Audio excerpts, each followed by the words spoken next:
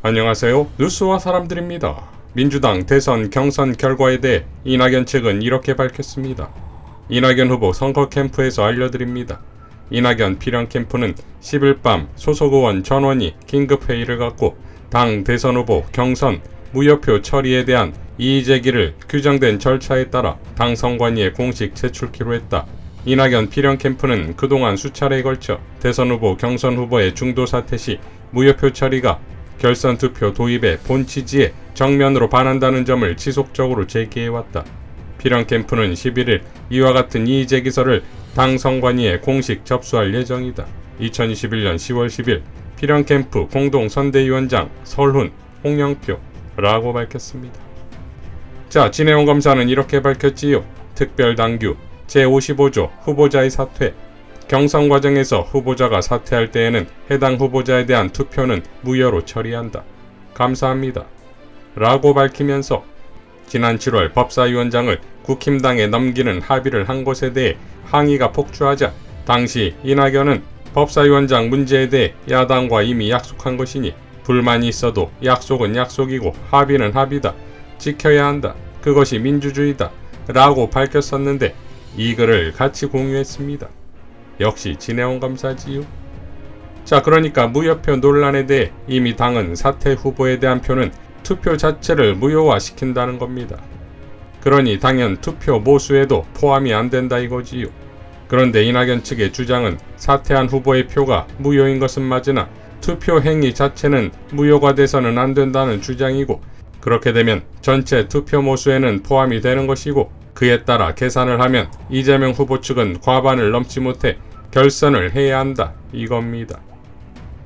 이에 대해 김빙사몽은 다음과 같이 감탄이 절로 나오는 해석을 했습니다. 20문제가 출제된 시험이었는데 출제 오류로 한 문제가 무효 처리가 되고 남은 19문제를 다 맞추면 100점일까 95점일까? 무효 처리된 문제를 계산에 넣어야 할까 빼야 할까? 이런 간단한 계산도 못해서야 원. 한교익 작가도 이렇게 밝혔지요. 보통의 선거에서는 중도 사퇴 후보의 투표를 유효로 그냥 둡니다. 정당의 대통령 후보 경선은 보통의 선거와 다른 점이 있습니다. 몇 달 동안 지방을 돌며 유세를 합니다. 과반을 넘긴 후보가 없으면 결선 투표도 하고요. 정당의 대통령 후보 경선은 최종 선출 후보자에게 민심을 집중시키는 장치이기도 합니다. 더불어민주당 특별당규에 중도사퇴 후보의 투표를 무효로 규정한 것은 남아있는 후보의 득표율 수치를 조금이라도 높게 만들어 최종 선출 후보가 민심을 크게 얻는 것처럼 보이게 하려는 의도이지 않았나 싶네요. 고스톱판의 규정이 동네마다 달라서 게임을 시작할 때 규정을 정하고 그 규정이 다소 엉뚱해 보여도 우리는 이를 지키잖아요. 약속이니까 지켜야지요. 고스톱판에서도 지키는 약속을 대통령 후보 경선에서 약속을 안 지키겠다 하면 대체 어쩌란 말인가요? 라고 밝혔습니다. 반면 홍준표는 이렇게 밝혔지요. 우리가 각종 선거를 할 때 후보의 득표율을 무효표를 분모해서 빼어버리고 계산합니까? 선거의 기본 원리도 모르는 민주당식 억지 논리입니다. 그래서 민주당은 당규 해석을 잘못하고 있습니다. 그렇다면 최종 투표를 앞두고 선두 후보를 과반 득표자로 만들어주기 위해 추미애 후보가 사퇴했다면 그걸 무효 처리하고 바로 과반수 득표자로 계산할 수 있을까요? 얼마든지 단합으로 후보자끼리 거래할 수 있도록 해석하는 민주당의 당규 해석은 어이가 없습니다. 이상민 의원은 드물게 보는 원칙주의자인데 사퇴한 후보에게 투표하는 것을 무효 처리하는 것과 그걸 아예 처음부터 없는 것으로 계산하는 것은 잘못된 계산 방법입니다. 그건 초등학생도 이해할 수 있는 산수입니다. 라고 밝히면서 말로는 이재명 후보가 선출된 것이 자신들에게 고마운 일이라면서 속마음은 악착같이 민주당 제발 경선 가서 이재명 떨어져라 이거 아니겠습니까? 우이종 교수는 이렇게 밝혔습니다. 정치인의 풍노는 특정 상황에서 공익과 사익 사이에서의 모습을 보면 알 수 있습니다. 선관위가 당규에 의해 결정한 사안과 경선 결과도 불복해 얻을 수 있는 것이 무엇일까요? 정당이란 개인인 나 하나 이전에 우리이며 우리가 사회적 실천의 주체입니다. 지금 척결해야 하는 것은 생생하게 목격하고 있는 사회 적폐 집단이지 나와의 경쟁자가 아닙니다. 촛불 시민들은 압니다. 100년 적폐 집단과 당당한 태도로 구체적인 개혁 실천 의지의 후보가 누구인지 지금처럼 적폐 세력이 바로하는 상황에서 느긋하게 협치나 사면을 말하는 이는 아닙니다. 경선에서 승리하지 못한 것은 단지 지금의 시대적 요구에 맞지 않는다는 것이지 부족하다는 것은 아닙니다. 많이 아쉬움이 있겠지만 묵묵히 함께하는 결단을 기다립니다. 공인으로서 살아온 나날이 긴 만큼 더 이상 추락이 없었으면 하는 것이 애정을 지닌 이들의 공통된 마음입니다. 라고 밝혔습니다. 장용진 기자는 그 사람의 깜냥은 강요한다고 되는 것이 아니다. 법으로 되는 것도 아니니 당연히 당헌당규 따위로도 되는 게 아니다. 그 사람의 능력이나 인품, 살아온 세월, 살아온 방식, 그 자리까지 올라간 수단과 방법 등등 여러가지 이유와 계기, 가족사나 가족문화 등등 사람의 내면 깊숙이 숨겨진 모든 것이 다 섞여 있는 것이니 뭘로 강요하겠는가. 깜냥이란 게 신기해서 숨기기 쉬울 수는 있는데 한번 드러나면 다시는 감출 수 없다. 쌓아 올리기는 어렵지만 한번 까먹으면 다시 쌓는 것도 쉽지 않다. 이낙연에게 승복을 요구하지 않겠다. 그저 이제부터 드러나는 그의 깜냥을 지켜볼 뿐이다. 이제부터 드러나는 그의 깜냥이 민주진보 진영에서 어떻게 쓰이게 될지는 그 스스로도 알 것이다. 라고 밝혔습니다. 황희두 노무현재단 이사는 대선이 무슨 장난도 아니고 아무리 생각해봐도 이해가 안 간다. 물론 이해하고 싶지도 않지만. 전우영 역사학자는 이재명 지사의 민주당 대통령 후보 지명을 축하한다. 경선 절차가 원만하게 진행된 것을 기쁘게 생각한다. 문재인 대통령이 축하 메시지를 발표했습니다. 지난 몇 년간 오직 문프만 믿고 간다고 했던 사람들 대다수는 자기와의 약속을 지킬 거라고 봅니다. 하지만 그 약속을 깨라고 하는 자들이 분명 있을 겁니다. 문 대통령의 메시지와 상반되는 주장을 펴면서 자기들이 진정한 문파라고 주장하는 것, 야바이꾼이거나 사기꾼이라고 자백하는 것과 같습니다. 순수는 이용당하기 쉽다고들 합니다. 자기 신념의 근원이 무엇이었는지 잊지 않는 순수라야 변질되지 않습니다. 진짜 순수는 야바이꾼과 사기꾼들의 실체가 드러날 때 빛을 발합니다. 라고 밝혔습니다. 자, 김주대 시인은 이렇게 밝혔지요. 이걸 인정하지 않고 옹졸하게 야비하게 굴면 경선 기간 내내 네거티브로 정치 생명을 갉아먹은 이낙연 후보는 이번에는 정치적으로 완전한 사망에 이를 것이다. 더하여 정치적 부관 참시를 당하지 않으려면 입 다물고 경선 결과에 승복해야 한다. 지금까지는 이낙연 후보 스스로 자신을 갉아먹었지만 이제부터 캠프 관계자들이 경선 불복 어쩌고 했사며 이낙연 후보를 갉아먹으려고 사마귀 새끼들처럼 대들려고 한다. 중심을 잡고 이낙연 후보가 당장 막아야 한다. 이낙연 후보의 아름다운 승복을 기대한다.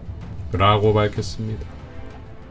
이준석은 막판에 야당에서 외야에서 송구한 특검공을 이낙연 후보가 받아서 홈으로 던지기만 했으면 홈에서 잡는 타이밍이었는데 생각이 많아서 머뭇거리는 사이에 이낙연 후보 입장에서는 아쉬운 결과가 나왔네요. 라고 밝혔듯 결국 이낙연 후보의 네거티브에는 국민의힘 당대표의 조롱만 남았습니다. 그리고 그의 몇몇 지지자들은 여의도 당사 앞에서 경선에 불복하는 시위를 하는 비정상적인 모습까지 보이고 있지요. 반면 이재명 후보의 선출에 대해서 최민희 의원은 이렇게 밝혔습니다. 이재명 후보의 선출은 변화이며 희망입니다. 무수저 검정고시 출신, 역경을 딛고 사시 합격, 민변 변호사, 시민운동, 국회 영선, 재선 성남시장, 초선 경기도지사, 이재명 후보를 선택한 민주당 지지자와 당원들께 경의를 표합니다. 김용민 PD는 아무 세력도 기반도 없는 이재명 후보가 단지 자신의 성과와 비전만으로 더불어민주당 후보가 됐습니다. 이는 그 자체로 대한민국 민주주의가 진일보했음을 의미합니다. 민주당은 이로써 빛나는 신상을 대통령 선거 전에 내놓게 되었습니다. 대한민국은 이제 귀중한 선택지를 얻게 됐습니다. 라고 밝혔습니다.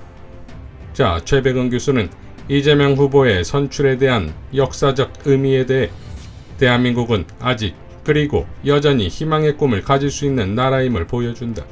21세기에 들어 세계는 민주주의 후퇴를 경험하고 있다. 전통적인 선진국에서도 부유층은 공동체에 대한 책임의식을 보여주지 않으며 신봉건제 사회로 후퇴하고 있다. 봉건제 사회는 정치력으로 경제력을 축적하고 축적한 경제력으로 정치력을 강화하여 다시 경제적 축적을 추구하는 신분이 되물림되는 사회이다. 기회의 불평등이 사회 진보에 방해가 된다는 인식이 근대 사회의 진보를 만들어냈다. 그런데 인간의 욕망은 혁신에 의한 진보보다 자신의 힘을 이용하여 우월적 지위를 유지하고 싶어한다. 문제는 이러한 사회는 더 이상 진보할 수 없다는 점이다. 전통적 선진국 사회가 위기에 처한 배경이다. 생계 문제로 초등학교만 겨우 다니고 공장을 다녀야 했던 이재명 지사가 대한민국 여당의 대통령 후보로 선출되었다는 것은 세계의 자랑거리가 될 것이다. 대한민국은 기회가 열려있는 나라를 의미하기 때문이다. 대한민국은 기생충과 오징어 게임 등으로 동시에 세계인의 공감을 얻어냈다. 그런데 동시에 이재명이라는 소년공 출신을 집권 여당의 대통령 후보로 선출함으로써 대한민국은 기생충과 오징어 게임의 세계를 벗어날 수 있는 가능성이 열려있는 나라임을 보여준 것이다. 대한민국은 아직 살만한 나라인 것이다. 대한민국은 아직 희망이 있는 나라인 것이다. 이제 새로운 대한민국을 원하는 국민이 답할 차례이다. 대한민국의 주인은 국민이기 때문이다.